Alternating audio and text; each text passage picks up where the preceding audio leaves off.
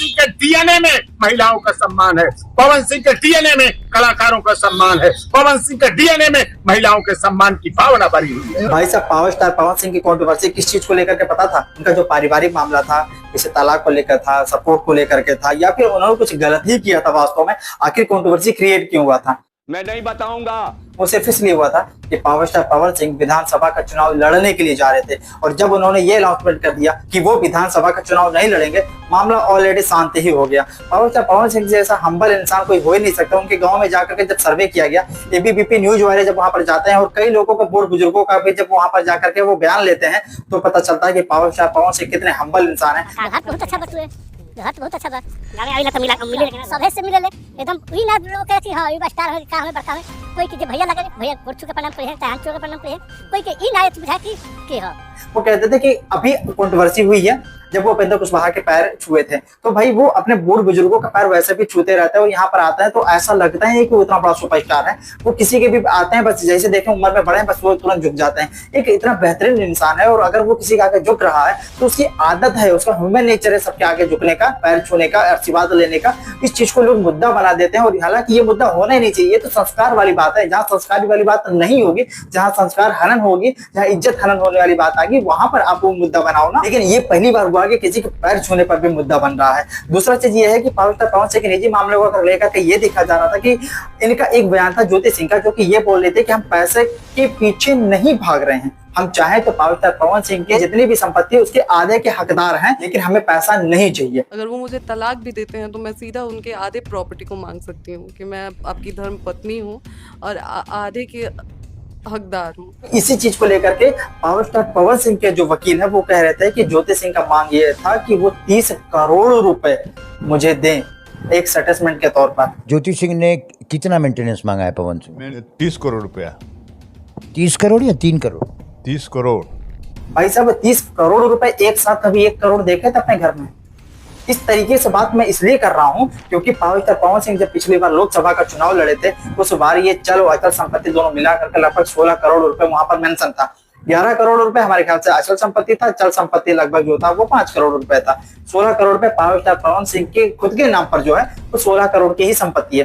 हालांकि उनके माता जी के नाम पर होगी या परिवार के किसी अन्य सदस्य के नाम पर होगी, उसकी हम पुष्टि नहीं कर रहे हैं, लेकिन पावर स्टार पवन सिंह की जो कुल संपत्ति है वो 16 करोड़ की ही थी। उनकी संपत्ति से भी लगभग डबल ही मान लीजिए।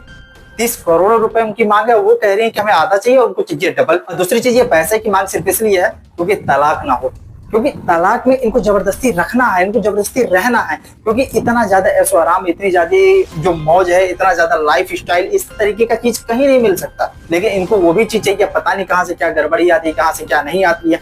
इनका एक चीज था कि भाई जब अपने परिवार को संभालना है, तो इनके एक भाई हैं, वो भी आकर के पवन सिंह को बोल रहे थे कि हैया का स्टार है, घेड़ुआ का स्टार है, हाई पेट लेकर के ये वो दिस दैट बहुत सारी चीजें। दूसरा चीज ये भी पहले बोल रही थी कि अगर पावर स्टार पवन सिंह मेरे साथ नहीं रहना चाहते, मेरी भी कोई जबरदस्ती नहीं है, हमारी भी पढ़ाई चल रही थी, हमारी पढ़ाई छुड़वा दी, ये वो, हम अपना लाइफ अलग आगे देख लेंगे, ये वो दिस दैट। मतलब इनका कोई इंटेंशन था ही नहीं। अगर उनको रखना है तो रख लें, अगर नहीं रखना है तो नहीं रहें। लेकिन इस समय इनकी भाषा क्या है कि अगर वो चाहेंगे तो हम अपना परिवार छोड़ देंगे, अपना ननिहाल छोड़ देंगे, अपना मायके छोड़ देंगे, हम चाहेंगे अपने घर परिवार से नाता खत्म कर लेंगे, सिर्फ वो हमें रख लें।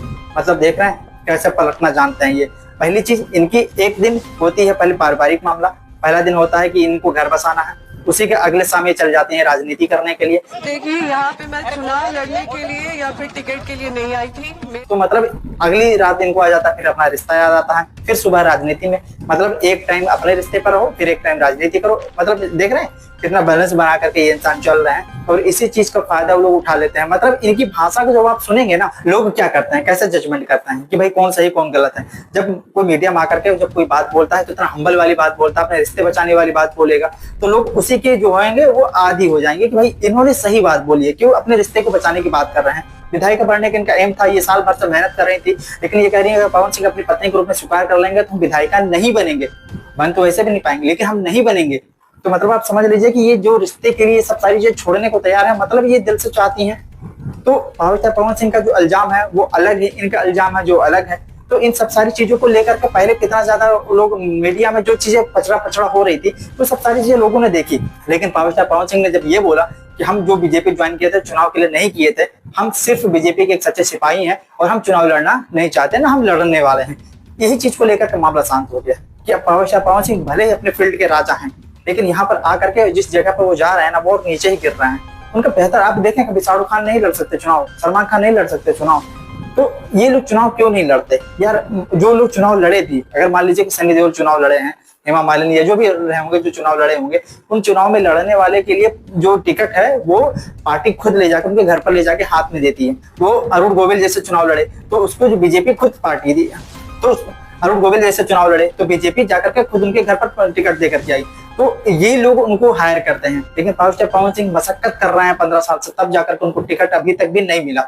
तो समझ रहे, अब जाकर के एक नौबत आई थी। तो इस हिसाब से किसी के पीछे नहीं भागना चाहिए, जहां पर आप वहां राजा बनकर के रहो, जिसको गर्ज होगी, जिसको जरूरत होगी, खुद आकर के आपके टिकट देगा। कुछ इस तरीके से वो काम करना चाहिए था, जिस तरीके से बात करते हैं अपने स्वाभिमान को लेकर के, तो अपना स्वाभिमान को बचाए रखना चाहिए था। हालांकि क्या बात अंदर हुई नहीं हुई, लेकिन पैर पे गिरना, ये सारी चीजें भले संस्कार के दृष्टिकोण से देखा जाए तो सही है, लेकिन किसी लोगों को लग रहा है कि ये तो स्वार्थ है, ये तो निजी फायदे के लिए झुक रहे हैं। तो मतलब इन सब सारी चीजों को लेकर देखा जाए तो बहुत सारे चीजें बहुत सारे ग्राफ में बन सकती हैं। तो पावर स्टार पवन सिंह के कहीं ना कहीं करियर पर, कहीं ना कहीं उनकी इज्जत पर ये इफेक्ट पड़ा है।